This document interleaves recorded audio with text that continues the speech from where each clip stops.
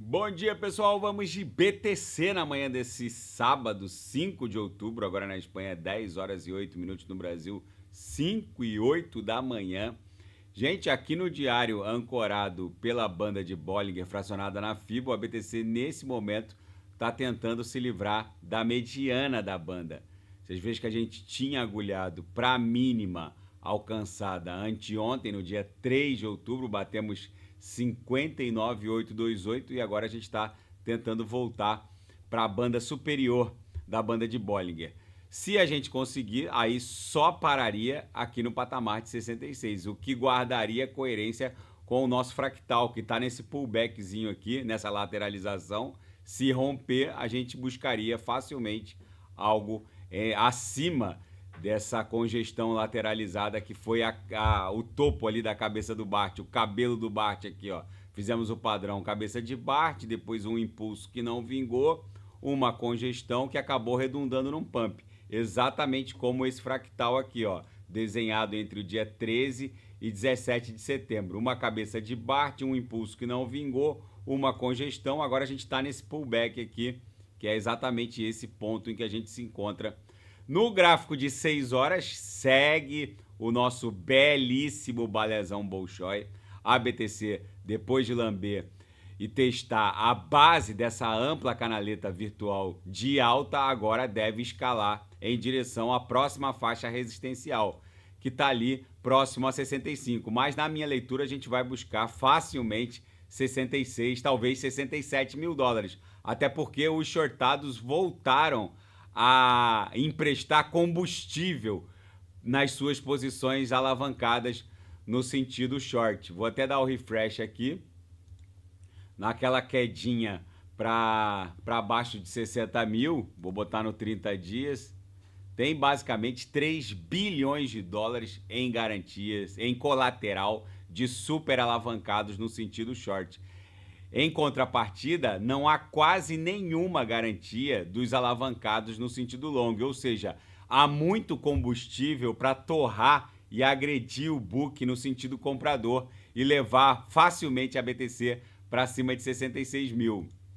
Aqui no diário ancorado na nuvem e nas 3 linhas do canal de Keltner, o que está segurando a BTC neste exato momento é a própria mediana do canal de Keltner. A linha intermediária está segurando nesse momento o preço. Logo acima teria a MM200, que está próximo de 64. Aí, se romper, só pararia lá na extensão dessa LTB, que levaria a BTC para entre 66 e 67. Na seara fática, a HBO tá criando toda uma confusão com esse documentário que vai ao ar na quarta-feira. Mais um spoiler do documentário. Agora todo mundo na comunidade cripto tá querendo saber quem é Len Sassaman, que seria mais um cientista cotado a ser o Satoshi Nakamoto, segundo esse documentário. Mais um que é ponderado como sendo o Satoshi Nakamoto pelo documentário da HBO, mas ele, a exemplo do Ralph Finney, que na minha leitura reúne a maior quantidade de características que poderiam vinculá-lo à identidade de Satoshi Nakamoto, esse Len Sassaman também já faleceu, ou seja, esse documentário da HBO que vai ao ar na quarta-feira eu vou assistir, mas os spoilers que estão saindo só fazem confirmar que o final desse documentário é inconclusivo.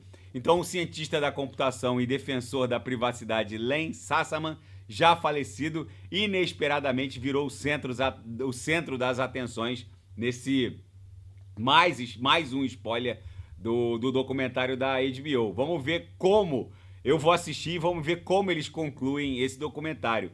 E o Tornado Cash, um misturador de criptoativos, é o principal destino dos ativos criptográficos drenados em eventos de hackeamento. Basicamente, o Tornado Cash foi usado para lavar e anonimizar 287 milhões de dólares em fundos criptográficos, em ativos criptográficos drenados. Dos últimos 156 incidentes de hackeamento, 30 deles acabaram usando o Tornado Cash para anonimizar os ativos. Basicamente, ele é um protocolo que roda junto à Ethereum Virtual Machine. Qualquer um pode fazer o copia e cola do código do Tornado Cash, que foi tirado do ar por conta da prisão do criador desse código. Ele que escreveu o script, fez o deploy na Ethereum Virtual Machine, mas qualquer um pode ir no GitHub, fazer o copia e cola, levar para a Ethereum Virtual Machine, fazer o deploy e depois fazer o uso do protocolo para misturar. Basicamente, ele torna os ativos anonimizados, ou seja, não rastreáveis, porque o sujeito joga ETH, recebe ativos em outras, pode receber até em outras soluções de camada 2 Solidity Friendly, como Optimism ou mesmo a Polygon. Enfim, ele basicamente mistura os ativos e entrega numa série de outros ativos, até mesmo ETH, em outras redes, com transferências cross-chain. Enfim, é por isso que o dono está sendo acusado, o criador, o dono do código-fonte, o criador, está sendo acusado por um tribunal holandês e um tribunal norte-americano. Mas, enfim, o Tornado Cash continua sendo o protocolo de mistura mais reivindicado pelos responsáveis por grandes hackeamentos. E há uma baleia de BTC da era Satoshi Nakamoto, quando o Satoshi ainda movimentava os seus public addresses. Ele acabou movimentando 3,5 milhões de dólares em BTC, dá 30, 40 BTCs.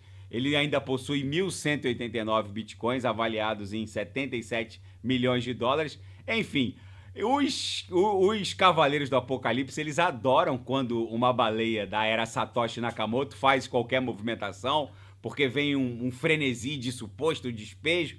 Mas, na verdade, em todos os ciclos, em todos os bullruns, baleias da era Satoshi Nakamoto começam a se mexer. Esse é mais um forte indício de que vem uma mega corrida de touros pela frente. E para aqueles que ficam duvidando, questionando se efetivamente, essa movimentação da BTC efetivamente vai startar um bull run, vejam a movimentação da BTC e do mundo cripto, mas principalmente da BTC após uma eleição presidencial norte-americana. Na última eleição, basicamente, foi a parte mais turbinada do nosso bull run. Ou seja, as eleições presidenciais norte-americanas vão acontecer agora, na primeira semana de novembro. Então, os senhoritos analisem esse gráfico para a própria reflexão dos senhores. E é muito provável que algo semelhante se repita, porque o que vem por aí não tem precedente nos últimos ciclos. Nos últimos ciclos não havia um ETF de BTC no mercado à vista, que é um belíssimo duto legal para o aporte do institucional. Não havia um ETF de ETH. Não havia uma flexibilização combinada dos reguladores norte-americanos, do Fed, do Banco Central americano, com os reguladores chineses. A liquidez global está indo para desenhar novos recordes. O M2 explodiu.